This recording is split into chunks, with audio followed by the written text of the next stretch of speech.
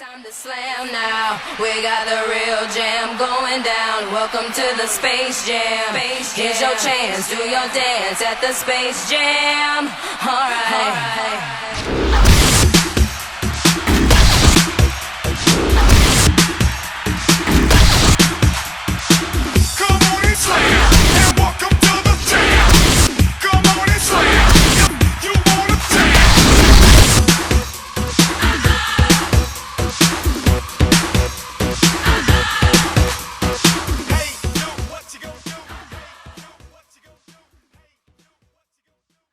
Hi guys, how's it going? Ivano here with a quick guide on Vengeance. First of all, if you enjoyed the little intro, why don't you take some time to subscribe to the channel? There is a lot more where that came from, so make sure you don't miss the next one. Now, without further ado, let's jump into the guide. This guide is mostly aimed at people who are new to the spec or maybe returning from a break. So I'll go over the most important things that make the class, but I will not go over all the abilities and passives. Starting out with the strengths, Vengeance is really the only class that can do more than 40k DPS in a war zone. So its AoE potential is pretty much unlimited and definitely the best in the game. It's also rather easy to learn, but at the same time fun to play. So a great class for beginners. On the side of weaknesses, Vengeance really has not much for defensive cooldowns. And one surprising weakness it has is that it actually can do too much damage sometimes. So the enemy team will need more than one healer if it's a big AoE fight to out-sustain your massive AoE damage. So if the enemy team only has one healer, eventually the whole team dies, which means you lose DPS. So its incredible AoE potential can actually be a weakness and lower your DPS because he will simply kill everyone. Another weakness I guess I would include is the current meta, which is full of Madness Sorcerers, at least on Darth Malgus, my server. Madness Sorcerers are pretty much a hard counter to Vengeance. Range specs in general are a difficult matchup, but yeah, Madness in particular makes it so you have a hard time moving. And of course, they will usually not stand in a big melee cleave, so you cannot really use the strength of your class against them. And I guess the final weakness that Vengeance has would be that its single target damage is one of the worst in the game. You can counter that by playing a different tactical, but then you lose the great AoE potential, so I would not recommend that. If you want to play a class that has really good single target damage, I would recommend you go for Rage Juggernaut instead. Moving on, key abilities of the class. So Shatter, Impale, and Force Scream are your 3 dots. And then of course we have Vengeful Slam, in my opinion, the best ability in the game. Not only because it has a really cool animation and sound effect tied to it, but this is also your dot spreader. So you can use this to spread your dots to everyone in a 5-meter radius that does not already have them. Can crit for about 30 to 40k on up to 8 people, and it has a 9-second cooldown by default. That does not sound that OP yet. Wait for it, we'll get to why this is the strongest AoE in the game in a second. Next up, Legendary Implants, where Vengeance also has one of the best ones in the game, and that is Champion's Precision package. Champion's Precision gives you 20% critical chance for 8 seconds after you activate your Enrage or Blood Rage, as it's called for Vengeance, which is really strong. Now you might say 20% for 8 seconds, and you know that Blood Rage has a 45-second cooldown. Doesn't really sound that OP, but again, wait for it, because when we get to the build, you will see that the 45 seconds actually can be sometimes cut in half. Other tacticals I would recommend include Fearless Victor package if you have some support. Queuing as a premade and you want to do even more damage, then this is good. If you're queuing solo, you should definitely try out the Second Wind package. I will link my video in the description below where I explain how that works and exactly why I think it's one of the most underrated legendary implants in the game right now. But the short version is it gives you a 20% HP heal and 75% movement speed every time you get a kill or an assist. So this is really good, especially if you're a melee class that doesn't have too much in terms of self-sustain. Moving on, tacticals. This is the big one. So if you only do one thing for Vengeance, then make sure you do this. Take Cut to Pieces. Cannot stress this enough. Cut to Pieces is the one that makes or breaks the class. And because you can read it from the description yourself, but basically when your dots are critting, this will reduce the 9-second cooldown of Vengeful Slam every time, and it doesn't have a internal rate limit for some reason. So if you have 9 dots that you spread on people and they all crit, then your cooldown of Vengeful Slam will be 0 instead of 9 seconds. So you can use it twice in a row sometimes. This is really broken and makes it so you can reach 40k DPS in some games when people are really stacking. I've seen that already.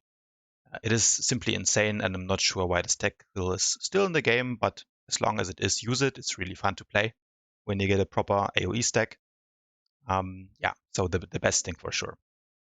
Hemophilic Slash, this is what I was talking about. If you want to do some single target, maybe you want to do some flashpoints, this one is the best in slot.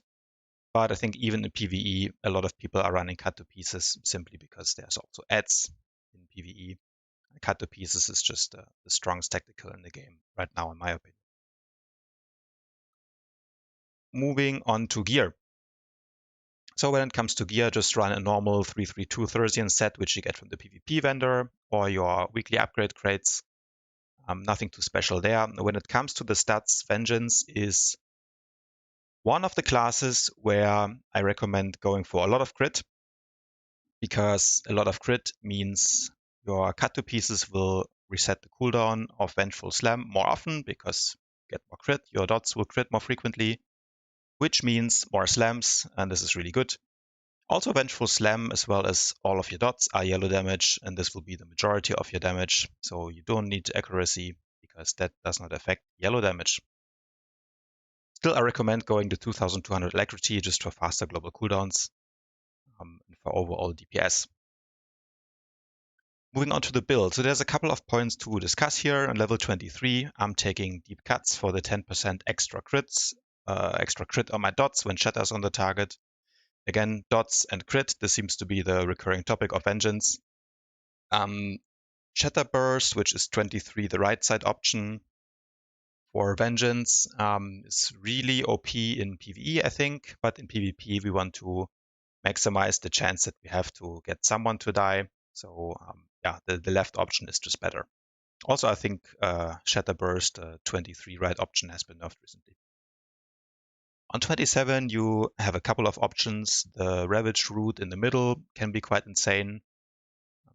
But yeah, I think a little bit more damage would be the AoE Force Scream, which comes with a baked-in slow on the right side, but both are good. On 39, I take Bleeding Offense for the extra crit bleed. Again, recurring topic. Skewering, which is basically the one that makes Impale 10-meter leap ability, is a bit bugged. It causes desync. It doesn't always work, so I basically stopped taking it because it can cause some rubber bending effect and lead you to miss a dot spread or something like this, and it's just really annoying. On 43, this is the main important one. I cannot stress how much better Bloodbound, the middle option, is compared to Blood Rights, the right option. So importantly, this is probably the second most important thing behind Cut to Pieces tactical. Take on 43 Bloodbound, the middle option. Bloodbound makes it so every time when you crit with a dot effect, this reduces the cooldown of your Blood Rage.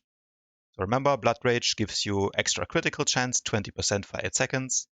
But now with this talent, instead of a 45-second cooldown, you can have this every 20-25 seconds, depending on how good your dot spread goes. Also, remember that critical hits reset the Vengeful Slam cooldown via the Cut to Pieces tactical. So you can use that to spread even more dots, which in turn resets your Blood Rage faster, which gives you more crit, and so on and so on. So you can see where this gets insane. On level 41, take Warmonger, because more leaps is always good. 64, take War Master for the 20% DR on leap. This is a great synergy with Warmonger, of course. And War Master also makes you immune to stuns for 4 seconds. 73, there's 2 options. If you don't have a healer, I would go with Through Passion, which is the right option. If you do have a healer, however, I would go Pooled Hatred. This is the 73 left option. That makes it so every time you get slowed or stunned or knocked back, you get a 10% damage buff. This can stack up to 50% damage, so since you're going to be in the cleave most of the time fighting a lot of people, you will eat a lot of CC, and this is just some nice extra damage that can actually be quite insane.